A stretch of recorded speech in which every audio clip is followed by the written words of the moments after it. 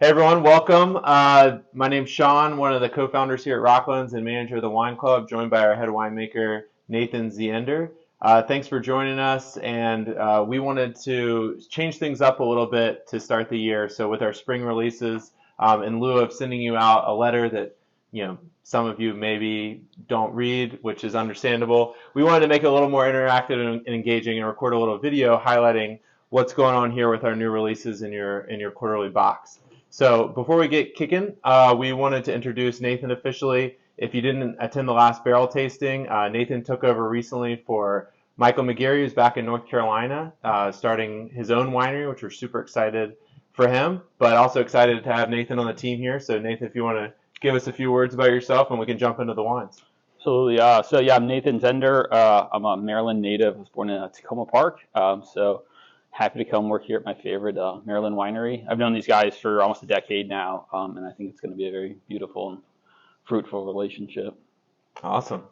Cool. So we're just gonna jump right in, and we got a lot of programming planned this year. So if you hadn't had a chance to meet Nathan, or you're really any of our crew out here yet, we're just getting ramped up this year, and so be on the lookout for a lot of interesting programming coming up in the coming months. So we're gonna start out. So this is spring 2021, or sorry, spring 2022, featuring our 2021 releases. And so generally speaking, these are when we like to introduce our initial releases, the first fruits of the 2021, the previous vintage's harvest. So generally speaking, kind of lean a little bit more towards freshness, earlier releases, and we've got two whites for you today, and then a light red made with Chamberson, and we'll go ahead and start with the fieldwork here.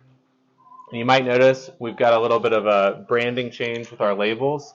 Again, just looking kind of like in line with this video, looking to just spice things up a little bit. Also, we just thought it was a little more appropriate. We are doing things a little bit differently here, like you've heard us talk about probably in the past in terms of our production philosophy and our farming philosophy. A little more freeing, a little more natural processes and low intervention profiles, and wanted the labels to kind of represent that. So added a little more color and life into it, and hope you enjoy them. So let's start with this field work.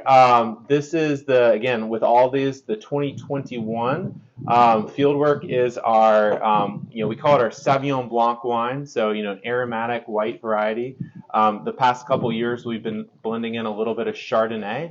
This was really inspired initially from, there's a region in the Loire Valley of France called Cheverny that does this as kind of an appellation reason, blending Sauvignon Blanc and Chardonnay, and it really works really nicely for us. So this comes from two different vineyards, all 100% Maryland grown. The Sauvignon Blanc comes from our friends Eric and Doris in Turkey Point, Maryland. That's in Cecil County. A little bit of Chardonnay from them as well, and then the rest of the Chardonnay comes from our friend Matt Harsh up in Washington County, about an hour west of Rockland. So I know you just had a chance to visit Matt a couple of weeks ago.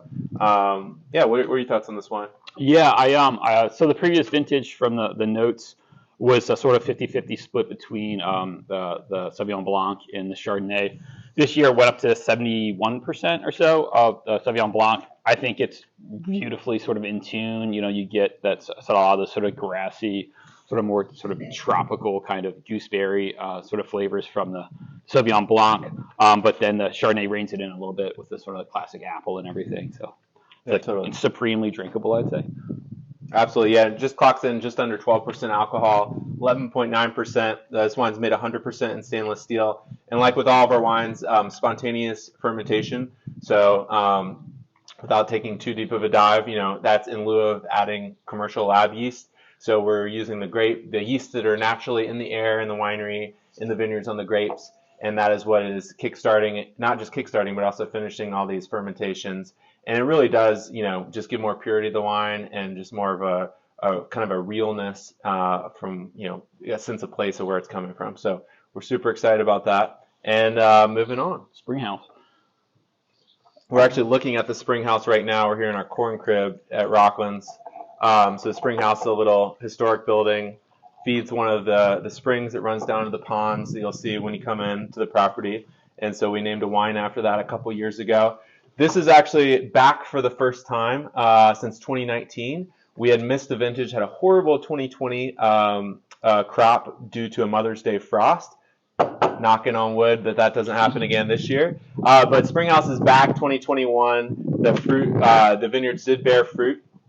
This is a combination of our vineyards here at Rocklands for the Chardonnay and a little bit of Vidal Blanc. About a third of this wine is made with Vidal Blanc, grown by Tom Shelton on the eastern shore of Maryland. And then there's just a kiss of Chardonnay that's also grown by Matt, who we referenced previously, out in Washington County at 78 acres. So yeah, really good fruit on this one. Also, completely dry wine, but much more impression of sweetness on this one. Also, really high drinkability on this, and all these wines we're going to suggest you're going to get them nice and chilled and try to drink them in the next 2 years or something like that would probably be what we would be shooting for. Totally. And yeah, as far as like a production philosophy on this one, very similar to the field work, all done in stainless steel. These were actually just bottled the first couple of days of March. So, I mean, it's about as fresh as it gets in terms of release date from the bottling date. We made 375 cases of this wine. And yeah, just really nice. Glad to have the Springhouse back. And just really a chance, I think, in particular, it really focused on these hybrid grapes. So something that is being talked about more and more here in the Mid-Atlantic, these European varieties that are kind of hybridized. Some of them happened 50 years ago, but or longer, but hybridized with American vines, and they become more disease resistant.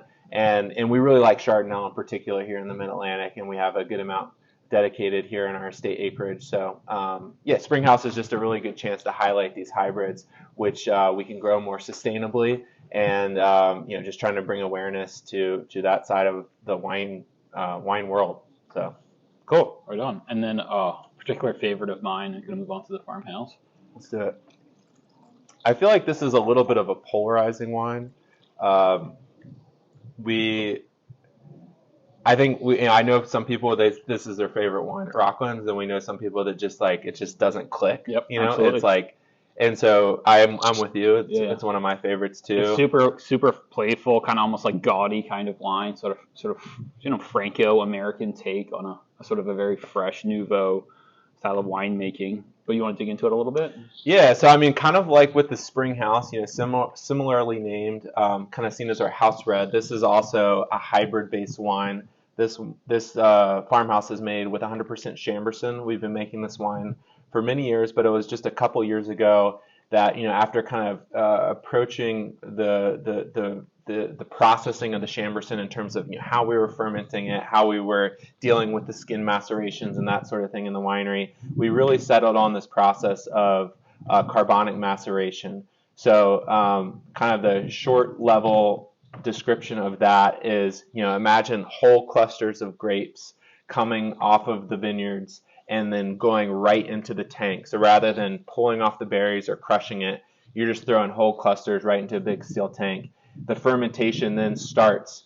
All in those individual berries would close the tank, make it a completely anaerobic environment. Just flush it with CO2. And it just allows this wine to just kind of, it's just like this juicy, very low tannic, but a very juicy profile to the wine, and almost a little bit of effervescence, I think, as well, especially when it's this young. And so it's, very much a light red style, and, very much like you referenced, like Nouveau, the most famous kind of Nouveau style is that Beaujolais Nouveau made with Gamay, in Beaujolais, France. And, this is somewhat of I think this has a little bit more of a texture and body compared to Beaujolais Nouveau, but kind of inspired by, that side of the wine world. So this is, 2021 Farmhouse. Yeah. First time tasting this for myself. Pairs really well with, if you want to put a record on, this would be perfect with like Jacques Brel or something like that, or maybe even for like Scott Walker singing Jacques Brel. Because you're going to have to school me on all that as we continue to work together more. We made 360 cases of this wine. Goes on sale in the tasting room here in early March, and it should be in your packs. Unless you chose to customize it and put in a wine that, maybe Farmhouse wasn't your jam, and that's okay.